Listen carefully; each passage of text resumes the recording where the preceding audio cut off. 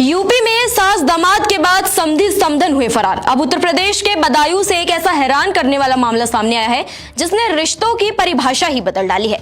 यहाँ प्यार में पागल दो लोग समाज और संबंधों की सारी सीमाएं तोड़कर एक ऐसे रिश्ते को अपनाने निकल पड़े हैं जिसे सुनकर आपके होश उड़ जाएंगे। बदायूं में समधी और समधन की ऐसी प्रेम कहानी सामने आई है जो रिश्तों की मर्यादा को शर्मसार कर रही है। महिला को अपनी बेटी के ससुर से प्यार हो गया है और फिर दोनों ने ठान लिया कि अब वो साथ ही जिंदगी बिताएंगे।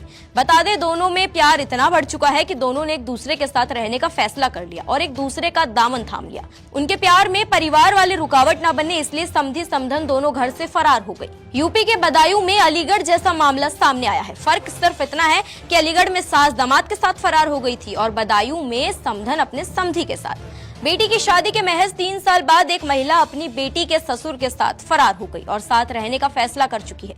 दोनों के बीच कोई रुकावट ना आए इसलिए दोनों ने घर का सारा सामान, जेवर और नगद समेटा और निकल लिए एक नई दुनिया बसाने। बता दें, महिला के 4 बच्चे हैं जिसमें एक लड़की की शादी 2022 में हो गई थी। उसी के ससुर के साथ महिला ने जीवन बिताने का फैसला कर लिया है। महिला का पति ट्रक ड्राइवर है। पीड़ित पति ने बताया उसकी शादी उसकी पत्नी ममता के साथ 2002 में हुई थी। 2 बेटे और 2 बेटियां हैं। बड़ी बेटी की शादी 2022 में की थी। वो अक्सर ट्रक चलाने के कारण बाहर रहता था। पत्नी के बताने पर पैसा उसको देता रहता था। उसके समधी शैलेंद्र का घर में आना जाना शुरू हो गया।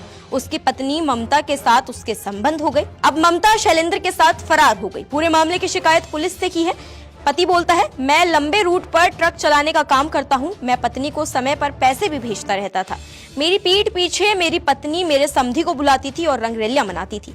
अभी उसने अपने समधी को बुलाया और उसके साथ फरार हो गई। वो घर में रखा सारा जेवर और रुपया लेकर भाग गई। दिल्ली टू काठमांडू गाड़ी चलाता हूँ। मुझे हो गए 2 साल चलाती है। मुझे पता नहीं मेरे घर में क्या होता है क्या नहीं होता है। मेरी मैडम फोन करती है, मैं पैसे डालता रहता था। मैंने कभी ये नहीं पूछा कितने पैसे खर्च हो रहे कितने नहीं है। ट्रक ड्राइवर की इनकम है कम से कम 40,000 रुपये महीने की। ठीक है, उसके बाद में मेरी पीठ पीछे क्या चल रहा है क्या नहीं चल रहा है इसके बारे में जानकारी नहीं है। जब जानकारी पड़ी मैंने कहा मैं घर आके बताऊंगा। ठीक है, इससे पहले 3 बार मैं हंगामा कर चुका हूँ। 3 बार भाग चुकी है अपने समधी के साथ में। इससे पहले भी मैंने फिर भी इसे रख लिया घर में। मैंने अब चलो अगली बार सुधर जाएगी, वो नहीं सुधरी। तीसरी बार ये हुआ 11 तारीख की रात में 11 बजे, जिस दिन आंधी और पानी आया था। मैं लखनऊ था, गाड़ी लेके आ रहा था। उसे पता लग गया ये आ रहा है कलेश हो घर में। समधी को फोन किया, 700 रुपये वहाँ से गाड़ी करके आया। गाड़ी वाले का नंबर है, गाड़ी वाला खुद जान गया। इसी पर महिला के बेटे का कहना है, मेरे पापा घर पर नहीं रहते थे। मम्मी हर तीसरे दिन अपने समधी को बुलाती थी और घर में उसी के साथ रहती थी। हम लोगों को दूसरे कमरे में भेज दिया जाता था। वो अपने समधी के साथ एक गाड़ी में बैठकर फरार हो गई।